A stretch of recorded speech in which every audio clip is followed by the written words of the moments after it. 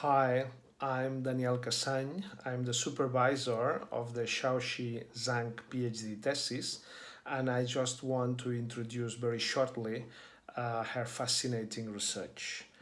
The research documents how some young Chinese learners have developed an impressive profile as macro influencers in Douyin, the short video social network that's the Chinese version of TikTok.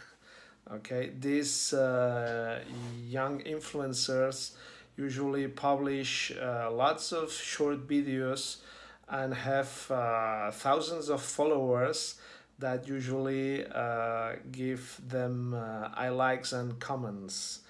And Shaoxi studies with examples and content and discourse analysis how these short videos develop contents about interculturality and plurilingualism, and how their young authors take profit of this informal activity in order to improve their Chinese competence in language and culture. I hope you will enjoy this research and don't doubt to write to any of us for comments and questions. Thank you. Hi everyone, my name is Zhang Shaoqi and I am now a PhD student at Universidad Pompeu Fabra. I'm delighted to be part of this congress and talk to you about our study, multiliteracy practices, and identity constructions of the transnational youths on Douyin, the sister app of TikTok in China. This talk will be divided into 4 parts, and I hope you enjoy it. Let me start with some information on the context of this study. Although TikTok is already the most popular short video app in the world, you may have not heard its Chinese version called Douyin. Well, basically, TikTok and Douyin are the same app, but they are aiming at different markets and user groups. So on Douyin, almost all the users are Chinese nationals or residents in China, which makes the foreign non-Chinese national users distinguished because of their fluent Mandarin, exoticism, race appearance, and intercultural contents. After gaining popularity, these influencers are called Yang Wanhong or 外国网红 in China. Some of them are expatriates in China, others used to live there and now have already returned to their homeland but still make and share videos in Chinese on Douyin. Now let's summarize briefly the previous literature. Many researchers have studied how transnational youths communicate with their family or friends in their original countries with different social medias, using multimodal resources and translanguaging strategies creatively. The highlight of this study is the complexity and hybridity of identities of these young men in these digital exchanges, expressed in their languages and semiotic uses. Another important research focus is the new literacy studies, in which the study of fandom culture has showed that young people nowadays are actively participating in online collaboration. In these digital and usually multilingual literacy practices, language learners realize informal but positive and situated learning in their affinity spaces, and develop different kinds of identities related to their functions in the team. Recent studies also pay attention to the rising of young influencers in social medias, not only in the local context, such as the study of Boris on Catalan teenagers being YouTubers, but also in the transnational context, such as the negotiation of identities of expatriate YouTubers in Taiwan, the diaspora Chinese YouTubers in different countries and their videos about the experience of COVID-19 pandemic, etc. However, there is still very few studies on the transnational influencers on Douyin, which is a special ecosystem and independent from other international platforms like YouTube. Our study will fill in this gap, focusing on 2 research questions. The first, the themes of the short videos made by transnational influencers on Douyin. The second, how do these transnational youths construct and negotiate their identities through multimodal discourses on Douyin? To solve these questions, we have conducted a digital ethnographic study during 3 months. The sampling was multifaceted. The searching of influencers was inspired by the study of Zhang and Zhao. Firstly, we manually searched with keyword learning Chinese or foreigner. Then we found more transnational influencers thanks to the algorithm recommendation of Douyin. A total of 50 influencers were firstly documented, and we selected terms from them based on the number of fans and likes they received to make sure their content quality and popularity. Besides, age and gender balance were also considered. We fully transcribed the 30 videos and partially transcribed 70 for discourse analysis. The influencers are from 7 different countries, aging from 23 to 30 years old. The corpus also included footnotes and screenshots in the observation. Then we conducted content analysis on the 10 most liked video of each influencers inductively and realized discourse analysis to the transcribed videos following the identity framework of G. Especially considered the context, the audience, and the modes used in these videos. Now let's see some results. First of all, the 100 videos were categorized into 3 main themes. Half of the videos are about personal histories, including experience of learning Chinese, anecdotes of transnational lives, introducing their life in the original countries, and other personal life experience. A third of videos are critical meditations, in which it is very common that influencers talk about cultural differences between China and their original countries. They also talk about stereotypes they experienced or comments on fans' questions or other videos. The other topic is knowledge and competence, which is not limited to show their linguistic competence, but also other skills such as music, singing, or cooking. After reviewed all the videos published by these influencers, we found a revolution of themes. This timeline indicates that the themes of their video are constantly changing. In the beginning, their contents are more of recreational and personal topics, such as lip syncing, singing, food, learning Chinese, challenge, etc. Then they turn to more social cultural topics, especially during the pandemic of 2020. We saw a lot of discussions on the information and reflections about health and socioeconomic issues. Next, I'll show you some examples of the construction and negotiation of identities. Obviously, the content is closely related to the place where the influencers are and the time the video was made.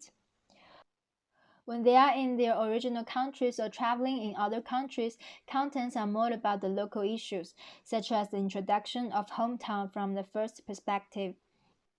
This excerpt is from a Ukrainian influencer. She showed to his fans his home in the video and commented, although the economy there is very bad and her hometown looks very poor, but for her that is the happiest place. And this example is from Jerry. He street interviewed some people in New York City, introduced the data of the pandemic using image from other websites to support, and talk about his own feelings. I think US is not ready. We don't have enough masks. I don't know what to do. By sharing the real look of their own country and talking about their own feelings, they constructed persona as objective and responsible presenter and recorder of their cities. When influencers are in China, the contents tend to be more recreational. The emphasis of their institutional identity as foreigner is visible in most of the videos, using the slang 老外. On the contrary, they like to show how familiar they are with the Chinese language and the culture, calling themselves as fake foreigner, so that a dramatic construct can be made. In this way, they deny their institutional identity and construct a discursive identity as insider of China. This excerpt is a self-composed lyrics sang by Douyin. He recontextualized this song by describing his adaptation in China and how he became a fake foreigner. The behaviors such as take a food photo, use Alipay, and use shared bicycle, drink hot water, eat with chopsticks are very representative and even stereotypical behaviors of Chinese people. This video is made by Max, who introduces his multilingual competence in all languages he domains, combining semiotic resources, translanguaging narrative, and multilingual captions.